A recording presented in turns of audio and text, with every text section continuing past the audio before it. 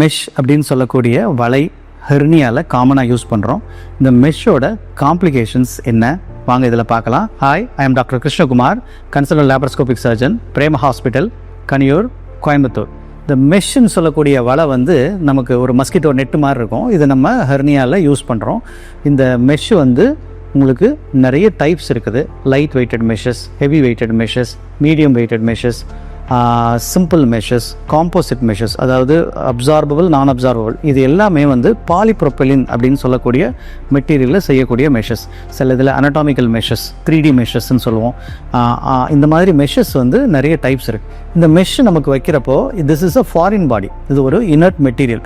இது எதுக்காக வைக்கிறோம் அப்படின்னா, நம்ம ஹெர்னியான்னு சொல்லக்கூடிய அந்த குடல் இறக்கத்தில் தசைகள் வந்து வலுவிழந்து போகிறதுனாலையோ தசைகள் இடைவெளி விழுகிறதுனால அந்த கேப்பில் நம்ம ஸ்ட்ரென்த்து கொடுக்கறதுக்காக வைக்கிறோம். அப்படி ஸ்ட்ரென்த்து கொடுக்கறதுக்காக இந்த மெஷ் வைக்கிறப்போ அந்த மெஷ்ஷு வந்து நமக்கு அந்த கொலாஜன் ஃபார்மேஷனால் அந்த மெஷ்ஷோடு சேர்ந்து அந்த மசிலை வந்து அந்த ஸ்ட்ரக்சரை வந்து ரொம்ப ஸ்ட்ரென்தன் பண்ணுறதுனால திரும்ப வர்றதுக்கான சான்சஸை வந்து ரொம்ப ரொம்ப கம்மி பண்ணுது. ஸ்ட்ரென்த்தும் நமக்கு நல்லா கிடைக்குது. அதனால தான் நம்ம அந்த மெஷ் வைக்கிறோம். இந்த மெஷ் வைக்கிறப்போ நமக்கு சில காம்ப்ளிகேஷன்ஸ் வரும்.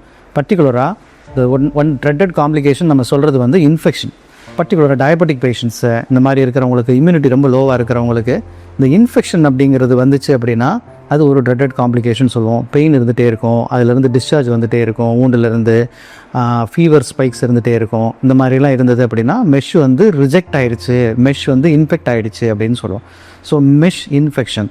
Second thing is erosion. Mesh இது வந்து வெறும் லெஸ் தேன் 1% தான் இதோட காம்ப்ளிகேஷன். இது என்ன பண்ணும் அப்படின்னா, பக்கத்தில் இருக்கக்கூடிய நியர்பை ஸ்ட்ரக்சர், கீழே கிராயினில் வைக்கிறோன்னா பக்கத்தில் இருக்கிற யூரினரி பிளாடரோ இல்லை அதில் ஏதாவது பவல் இன்டெஸ்டைன்ஸ் எதாவது இருந்ததுன்னா அதோட சர்ஃபேஸில் ஏதாவது பட்டது அப்படின்னா அதை ஸ்லோவாக எரோட் பண்ணி அதை அரிக்க ஆரம்பிச்சிடும். அதனால் வரக்கூடிய காம்ப்ளிகேஷன்ஸ். ஸோ இது வந்து very least complications. Another thing is recurrence. Mesh வைக்கிறப்போ மெஷ் வந்து ரோலப் ஆகி மெஷ் வந்து ஸ்லிப் ஆகி கீழே இறங்குறப்போ குடலில் இறக்கும், திரும்ப வர்றது, இது வந்து ரோலப் ஆகி வரக்கூடிய ரெக்கரன்ஸ்ன்னு சொல்லுவோம். இதெல்லாம் நமக்கு மெஷ்ஷில் வைக்கக்கூடிய சில complications. But this can be easily avoidable. இதை நம்ம அவாய்ட் பண்ணலாம்.